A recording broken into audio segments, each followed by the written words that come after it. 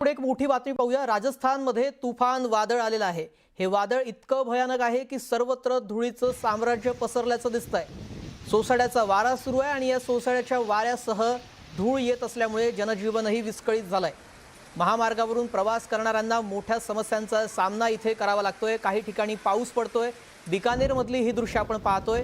वाळूचं हे वादळ आहे। ही दृश्य आपण पाहू शकतो स्क्रीनवर।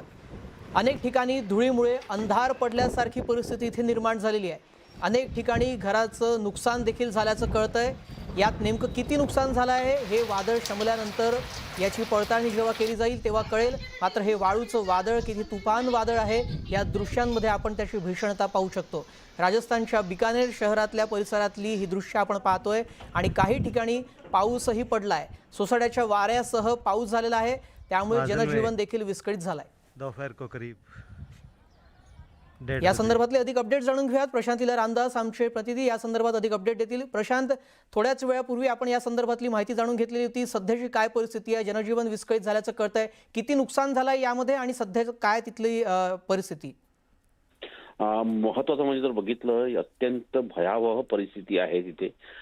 चुरू मध्ये जर बघितलं आपण, चुरू या शहरामध्ये जे राजस्थान मधलं मोठा जिल्हा मानला जातो आणि आपल्याला माहित असेल गेल्या आठवड्यामध्ये चुरू मध्ये सगळ्यात जास्त देशातील तापमान जे नोंदवलं गेलं ते चुरू मध्ये नोंदवलं गेलं। आणि आज तिथे जर बघितलं तर तिथे अतिशय काळा आणि पिवळ्या असं प्रकारचं तुफान आलं आहे आणि त्यासोबत या तुफानामध्ये वाळू देखील आहे आणि एक प्रकारचे काळी वाळू आणि पिवळी वाळू या दोघांच्या याच्यातून माध्यमातून एक मोठं वादळ निर्माण झालं आहे। वाळूचं वादळ आहे, त्यामुळे संपूर्ण चुरू शहरामध्ये एक प्रकारचा अंधार पसरलेला आहे आणि चारही दिशेने फक्त वाळू पाहायला मिळत आहे।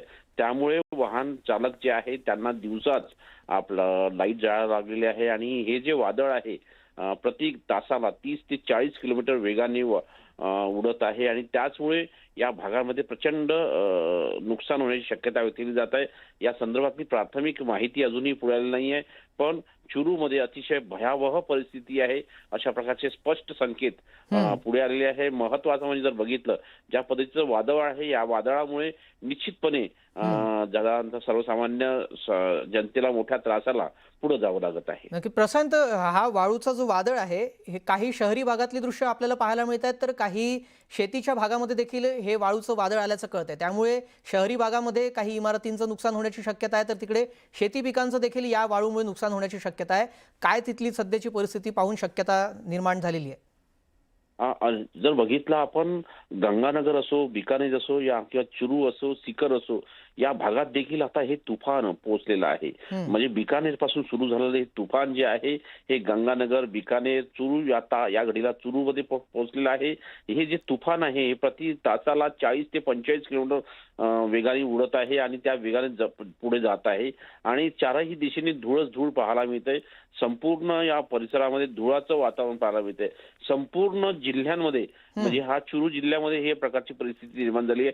शहरी भागात तर आहेच आहे, पण ग्रामीण भागात देखील याच प्रकारची परिस्थिती आहे आणि ग्रामीण ज्या प्रकारचे दृश्य आपण बघत आहे अनेक ग्रामीण भागातील हे दृश्य आहे। आणि महत्वाचं म्हणजे जर बघितलं तर राजस्थान सरकारने सर्वसामान्य नागरिकांना कालच या प्रकारच्या सूचना दिल्या होत्या की या प्रकारचं वादळ येण्याची शक्यता आहे, त्यामुळे सर्वसामान्यांनी बचावाचा उपाय करावे असं स्पष्ट सांगितलं होतं। आणि जिथे जर परिस्थिती आता बाहेर जात असेल तिथे या ठिकाणी लष्कराला देखील तैनात करण्यात येईल अशा प्रकारचे स्पष्ट संकेत दिले होते। पण या घडीला जर बघितलं अतिशय भयावह नक्कीच हे फार भयानक असं वादळ आपल्याला पाहायला मिळतंय। पुढे या संदर्भातले अपडेट वेळोवेळी घेतच राहू। तुर्तास धन्यवाद प्रशांत, आपण दिलेल्या सविस्तर माहितीसाठी।